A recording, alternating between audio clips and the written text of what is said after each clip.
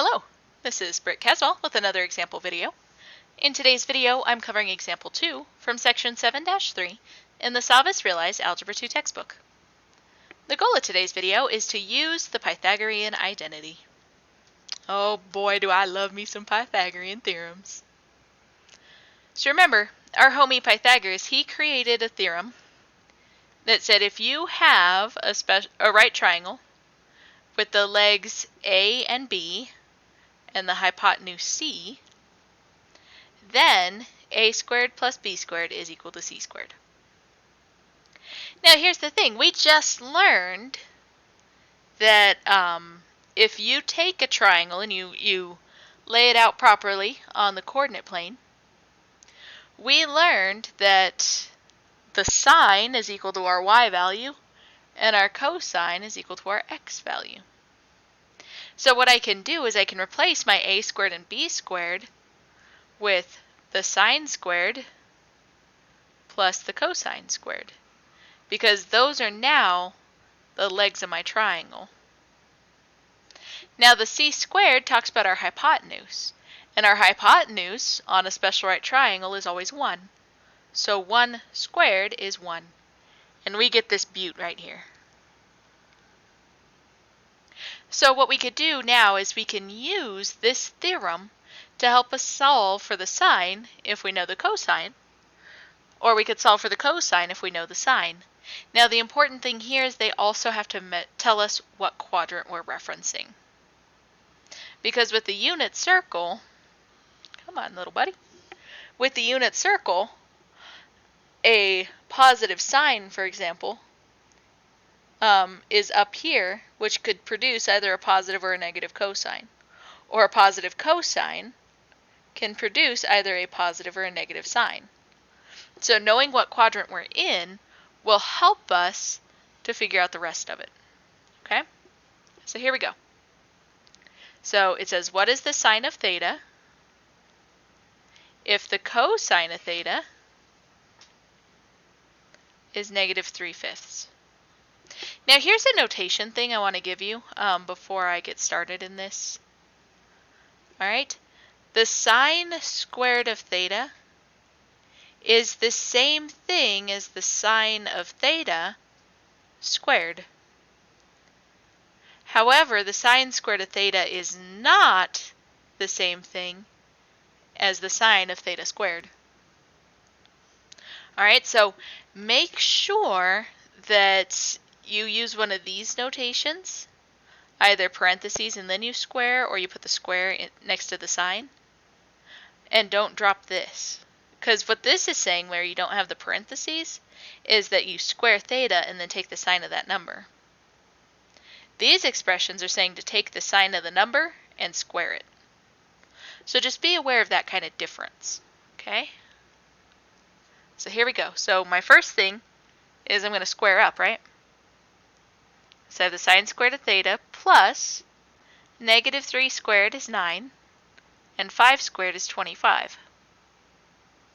Now just pausing for a second. You guys have done the Pythagorean theorems since 8th grade. Alright, you do it in 8th grade, you do it in 9th grade in Algebra 1, you do it in geometry, now we're seeing it in Algebra 2. You've done this Pythagorean theorem so many times that you're probably about ready to vomit. Now that being said, you know that your next step, you're going to be subtracting this over. Like you know it, that's the order of operations. So to save myself a step of work, I'm going to convert this 1 to be in terms of 25ths so that I could subtract it over and not have to do an extra line of work. I'm just saying, keep it simple. Save yourself a little bit of frustration. Alright, so right now I'm sitting here at sine squared of theta is equal to 25 minus 9, which is 16 25ths. And so now we're looking at taking a square root to get rid of the square, right?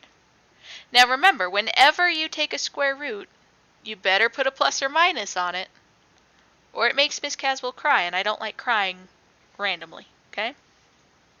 So I have two options. I have the sine of theta is equal to 4/5, or the sine of theta equals negative 4/5. And so this is accurate, just kind of depending on what quadrant I'm in. Okay, so I'm gonna do a quick sketch of the unit circle. So a cosine of negative 3/5, what that's doing is that is referencing these two quadrants. And so what we have done is we have found either a sine that's here in quadrant 2 or a sine that's here in quadrant 3. But we need to pick which one, right? This is the positive one would be up here, and the negative one would be down here. So that's why they tell us what quadrant we're referencing. So quadrant 3 is this bad boy, which produces a negative sign because your y values are negative. All right, so now let's try this again. So this one says, what is the sine of theta if the cosine is root 2 over 2?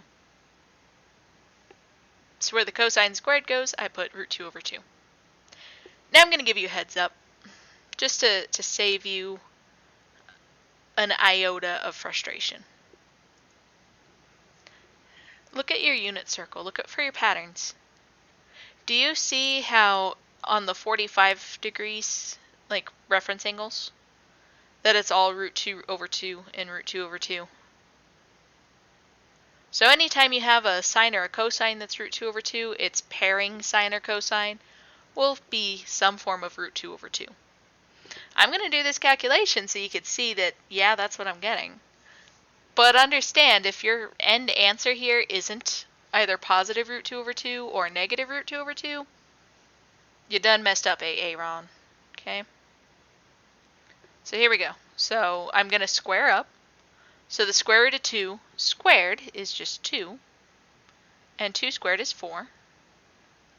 And I know I'm going to be subtracting that over, y'all, so I'm going to convert that 1 to 4/4.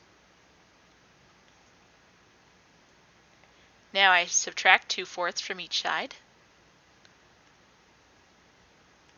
And I get that the sine squared of theta is equal to 2/4. And we take the square root. And if you don't put that square root with the plus or minus, Miss Caswell gets very upset. You don't want to upset me. So the square root of 2 over the square root of 4, which is 2. So I have two options. I have that the sine of theta is root 2 over 2, and the sine of theta equals the negative root 2 over 2, and we have to pick out which one works. So here's my roughly sketched unit circle. We're looking at a positive cosine, right? So that means we're looking at the positive x values, which are these bad boys. And so this is specifically saying that it's from 0 to pi over 2. Okay, 0 to pi over 2 is over here. So we are looking for the ones that have a positive sign because you have the positive y values there.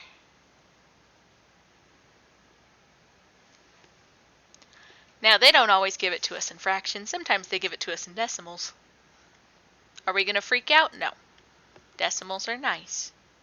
So this one, they're actually giving us the sine. So the sine squared would be negative 0.8 squared plus the cosine squared of theta is equal to 1.